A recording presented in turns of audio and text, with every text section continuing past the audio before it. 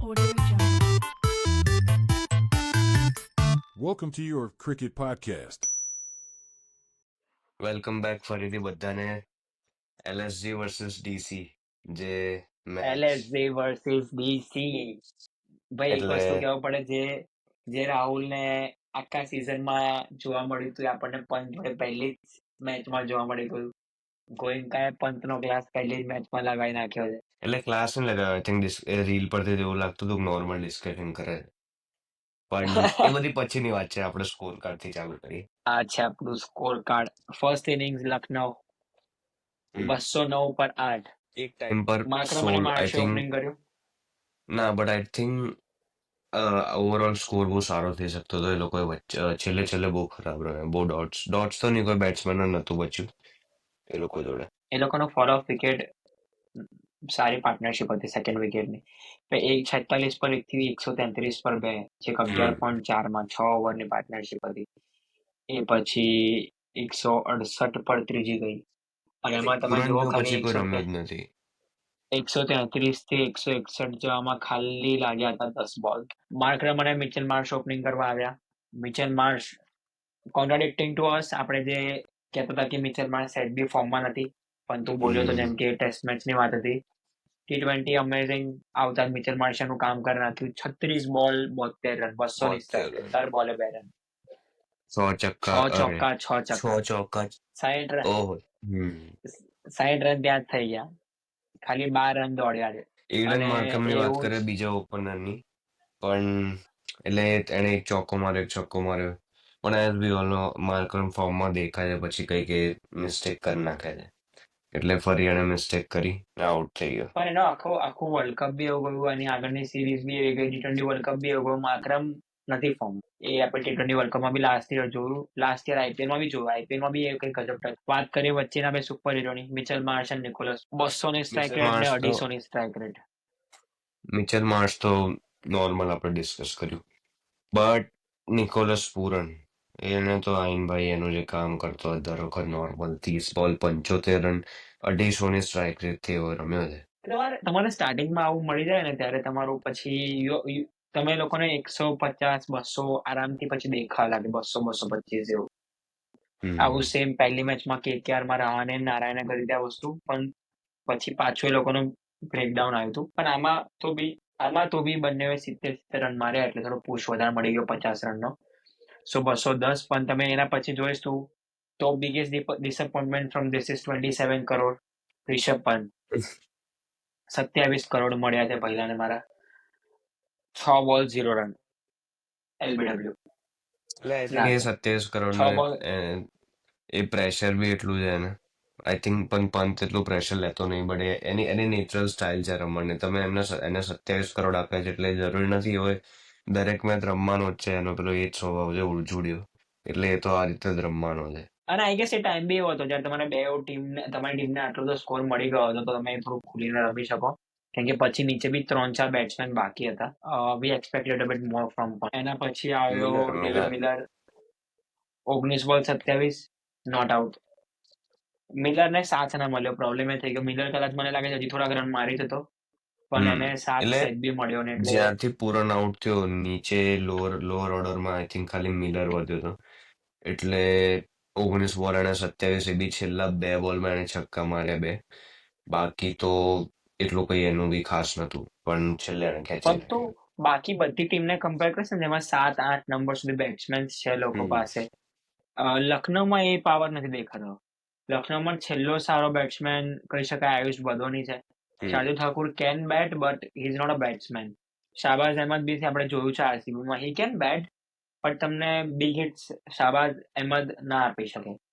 પણ એટલે એ બી છે કે મને ભાઈ બીજી બધી લાઇનઅપ્સ આપણે જોતા હોઈએ ત્યારે ઇમ્પેક્ટ સબ લાઈને એ લોકો લાઇનઅપ વધારે દે છે, એટલે આ તો બોલિંગમાં એ લોકો ઇમ્પેક્ટ સબ વાપરે પણ એ એ રીતે. પાવર આ લોકો પાસે બી છે, કેમ કે પછી એ લોકો સ્ટાર્ટિંગમાં એક બેટ્સમેન વધારે રાખ્યો હશે, but at the same time બાકી બધા જોડે લાઇનઅપ થોડુંક વધારે સ્ટ્રોંગ છે કમ્પેર ટુ LSG.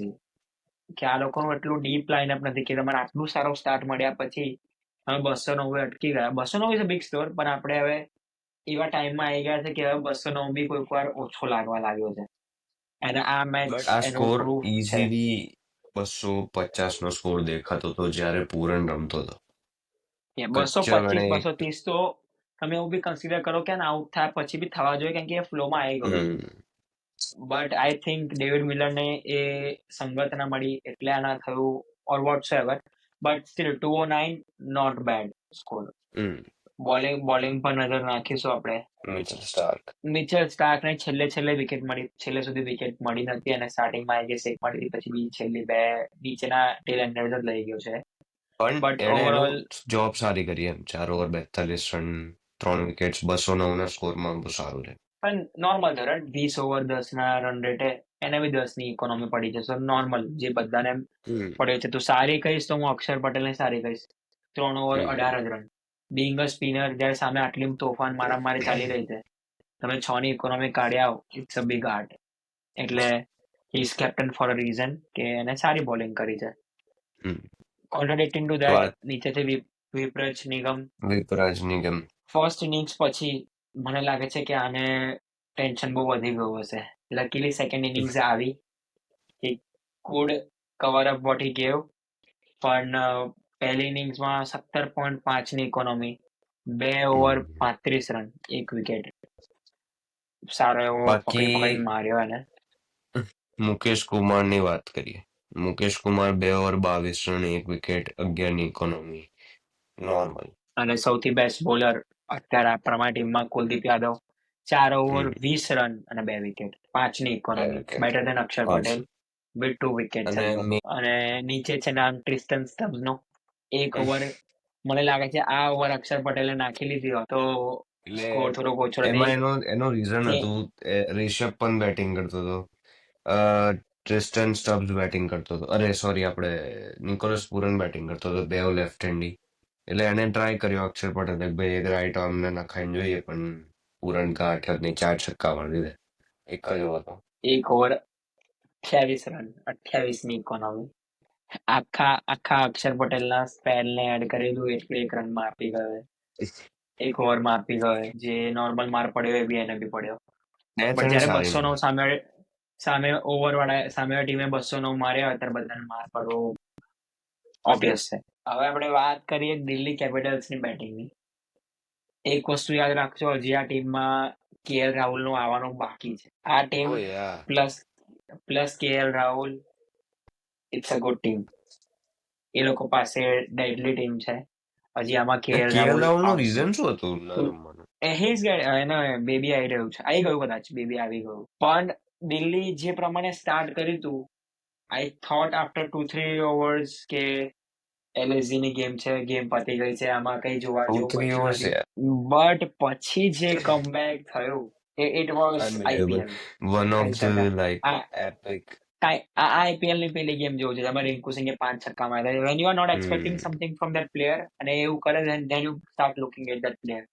એવું જ થયું છે આશુતોષ શર્મા જોડે, એવું જ થયું છે વિપ્રત નિગમ જોડે, જે 17.5 ની ઇકોનોમી ધોવાયા હતા, પણ જે એને સામે 15 માં 40 માર્યા છે, that was very very necessary and very very required at that point of time.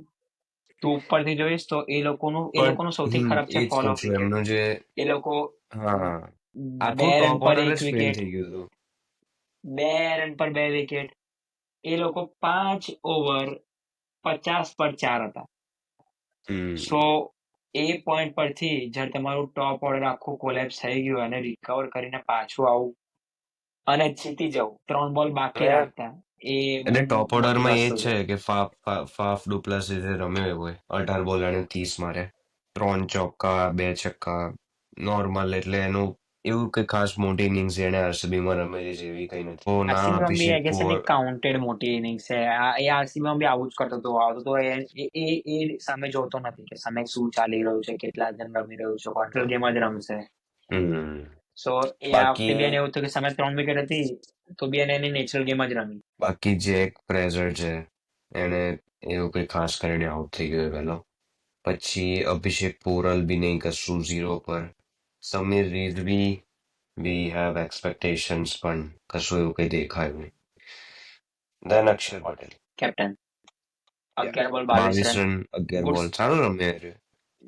Good striker, પણ હજી એને જરૂર હતી ટકવાની. પણ હવે એવું લાગે છે ના ટકે એમાં જ કામ થયું. ના એટલે એવો પછી બી આગળ નહીં. ટ્રિસ્ટન સ્ટબ્સ. પણ એને બહુ સિલી એક ના આઈ થિંક કઈ બાજુ લેગ સાઈડ એને બહુ એક સિલી કેચ આપી દીધું. ટ્રિસ્ટન સ્ટબ્સ એ બી સારું રમ્યું, 22 બોલ 34. પણ આપણે મેઇન બે પ્લેયરની વાત કરીએ જેમને આ ગેમ હમ જીતાડી છે.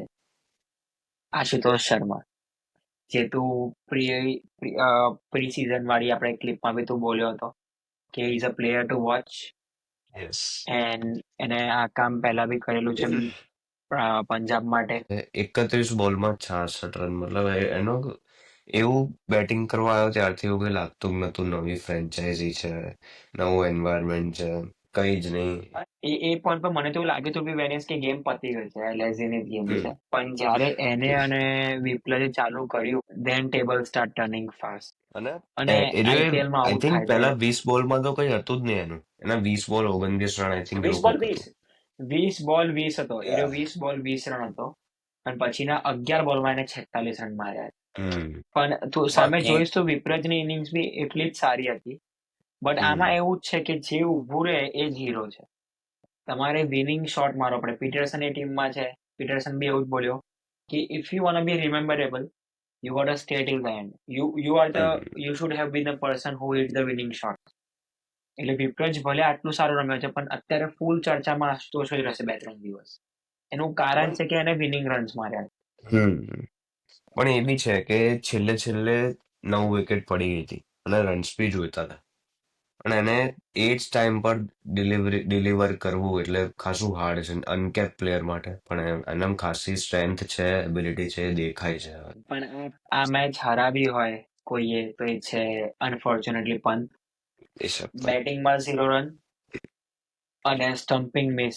જ્યારે 9 વિકેટ ડાઉન છે ત્યારે તમે સ્ટમ્પિંગ મિસ કરી દે અને પછી રન વાગી ગયા તો you are the plus one A stumping miss થઈ ઓન ધ. હતી એના પહેલા બી આશુતોષ શર્મા ભાગ્યો હતો જ્યારે પાછળ બોલ ગયો હતો. એ મતલબ એ રીતે ભાગ્યો હતો કે અડે તો ગયા, ના અડે તો કશું નહીં, બચી જઈએ.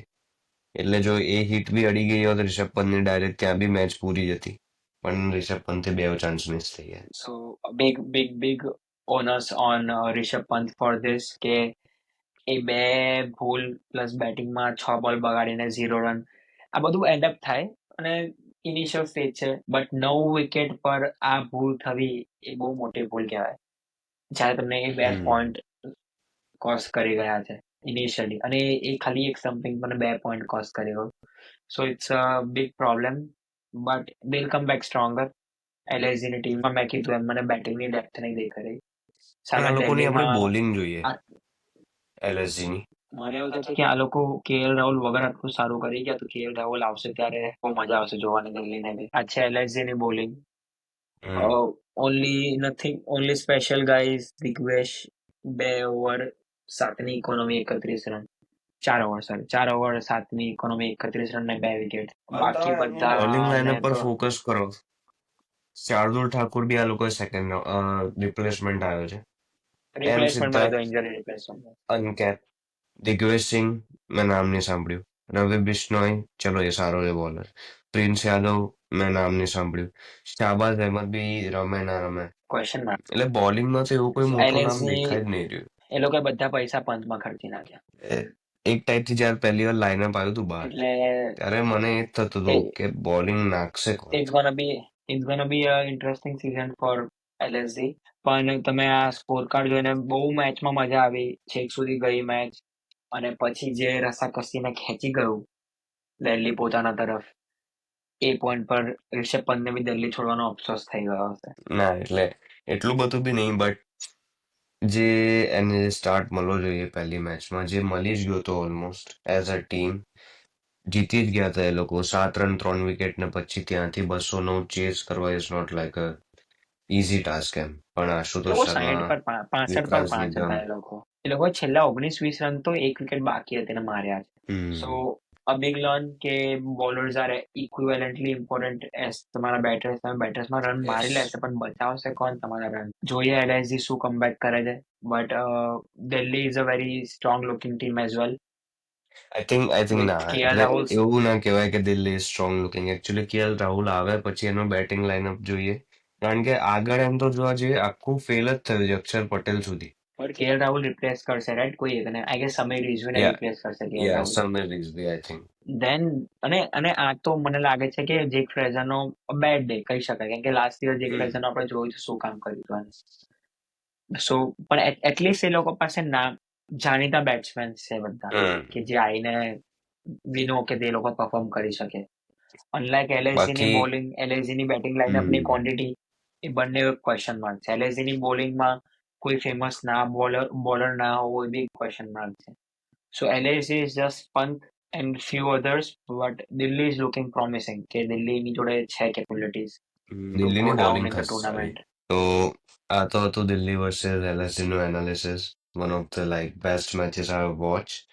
ખતરનાક એનું જે કમબેક હતું વન ઓફ ધ દિલ્હીનું. Best comebacks one of the best comebacks in the games જ્યારે 65 પર 5 હોવું અને તમે 211 ચેસ કરી રહ્યા છો અને પછી એ મેચ 3 બોલ બાકી રાખતા જીતી જવું ઇટ્સ અ બિગ વિન હજી બી એક મેચ બાકી છે ઇનિશિયલ ટીમ્સ માટેની ગુજરાત વર્સિસ પંજાબ પાસે લકી કેપ્ટન શ્રેયસ અય્યર છે ગુજરાત પાસે ધ પ્રિન્સ ગિલ બહુ મજા આવવાની છે મેચ જોવામાં બીકોઝ બંને ટીમ બહુ પ્રોમિસિંગ છે આપણે મજા આવશે એ મેચમાં બી સારું થશે મળીશું આપણે ફરીથી બધાને thank you for watching please like કરજો શેર કરજો સબસ્ક્રાઇબ કરજો બધાને અમારું જય શ્રી કૃષ્ણ.